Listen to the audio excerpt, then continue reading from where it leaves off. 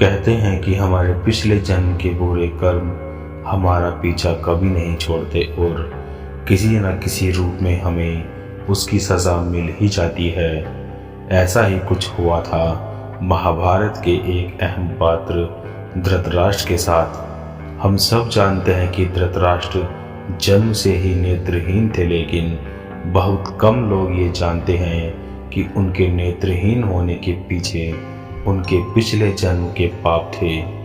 और इतना ही नहीं, धृतराष्ट्र गांधारी के पहले पति नहीं बल्कि दूसरे पति थे। कहा जाता है कि अपने पिछले जन्म में धृतराष्ट्र एक क्रूर राजा हुआ करते थे जो बहुत ही अत्याचारी और दुष्ट था। एक दिन राजा अपने सैनिकों के साथ जंगल में शिकार के लिए गया था। जब शिकार करके वह थक गया तो एक वृक्ष के नीचे आराम करने के लिए बैठ गया। उसी वृक्ष के समीप एक तालाब में एक हंस अपने बच्चों के साथ तैर रहा था। राजा को उस हंस की खुशी देखी नहीं गई और उसने अपने सैनिकों को आदेश दिया कि वह फौरन ही उस हंस की आंखें फोड़ दे और उसके बच्चों को भी मार डाले। राजा की आज्ञा का पालन करने के लिए उसके सैनिकों ने बड़े ही बेरहमी से उस हंस की आंखें फोड़ दी और उसके बच्चों को भी मार डाला। अपने इसी पाप के कारण उस राजा ने अपना अगला जन्म धृतराष्ट्र के रूप में लिया, जो जन्म से ही नेत्रहीन पैदा हुए। वहीं एक दूसरी कथा के अनुसार महाराज शांतनु और सत्यवती के दो पुत्र थे, विचित्रवीर्य और चित्रांगद बहुत ही कम आयु में युद्ध में मारे गए थे, जिसके पश्चात भीष्म पितामह ने विचित्रवीर्य का विवाह काशी की राजकुमारी अंबिका और अंबालिका से करा दिया था। विवाह के कुछ समय बाद ही विचित्रवीर्य की तबीयत खराब रहने लगी। लंबे समय तक बीमारी से जूझने के बाद उन्होंने भी दम तोड़ दिया। अब सत्यवती के सामने यह प्रश्न खड़ा हो गया कि आखिर उसका वंश आगे कैसे बढ़ेगा और सारा राजपाट कौन संभालेगा। सत्यवती महर्षि वेदव्यास के पास अपनी समस्या लेकर गई। उसकी व्यथा सुनकर महर्षि उसकी सहायता हेतु तैयार हो गए, जिसके बाद उनकी दिव्य शक्ति से अंबिका और अंबालिका को दोनों को पुत्र प्राप्त हुए।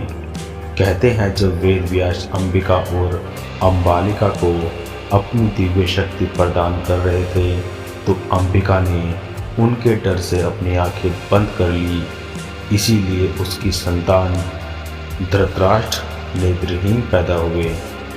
वहीं दूसरी ओर अंबालिका का शरीर भय से पीला पड़ गया था, इसीलिए उसके पुत्र के रूप में पांडु प्राप्त हुए, जो जन्म से ही कमजोर थे। गांधार नरेश सुबाला की पुत्री गांधारी से धृतराष्ट्र का विवाह हुआ।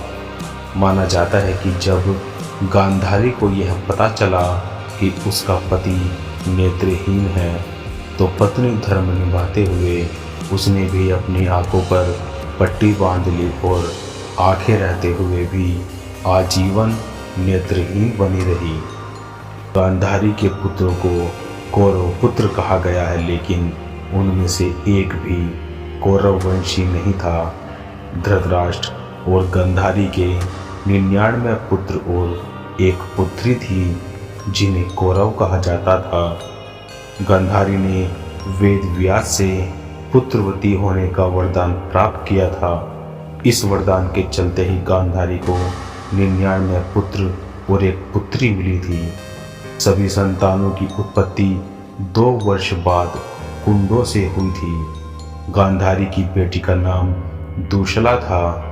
गांधारी जब गर्भवती थी तब धृतराष्ट्र ने उसकी दासी के साथ किया था, जिसके चलते युयुत्सु नामक पुत्र का जन्म हुआ। इस तरह कौरव 100 पुत्र हो गए थे।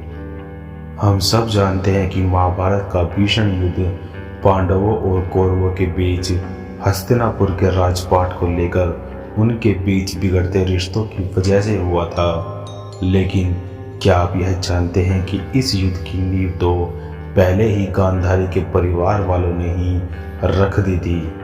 ऐसा माना जाता है कि गांधारी का विवाह धृतराष्ट्र से करने से पहले ज्योतिषों ने यह सलाह दी थी कि गांधारी के पहले विवाह पर संकट है, अतः इसका पहला विवाह किसी और से कर दीजिए, फिर धृतराष्ट्र से करें। इसके लिए ज्योतिषों के कहने पर गांधारी का विवाह एक बकरे के साथ करवाया गया।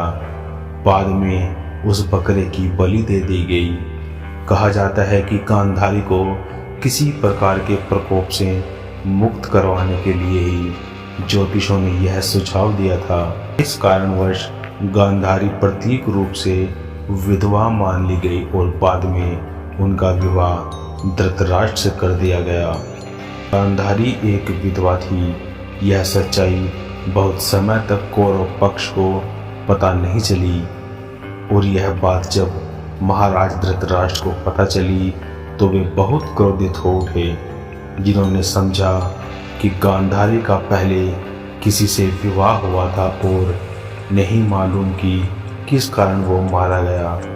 धृतराष्ट्र के मन में इसको लेकर दुख उत्पन्न हुआ और उन्होंने इसका दोषी गांधारी के पिता राजा सुबाल को माना।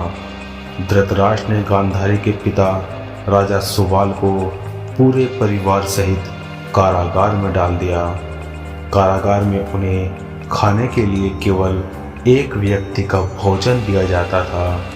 केवल एक व्यक्ति के भोजन से भला सभी का पेट कैसे भरता? यह पूरे परिवार को भूखा मारने की साजिश थी। राजा सुबाल ने यह निर्णय लिया कि वह यह भोजन केवल के सबसे छोटे पुत्र को ही दिया जाए, ताकि उनके परिवार में से कोई तो जीवित बच सके, और अगर कोई जीवित बचा था तो वह था शकुनी। यह भी कहा जाता है कि विवाह के समय गांधारी के साथ उनका भाई शकुनी और आयु में बड़ी उनकी एक सखी हस्तिनापुर आई थी।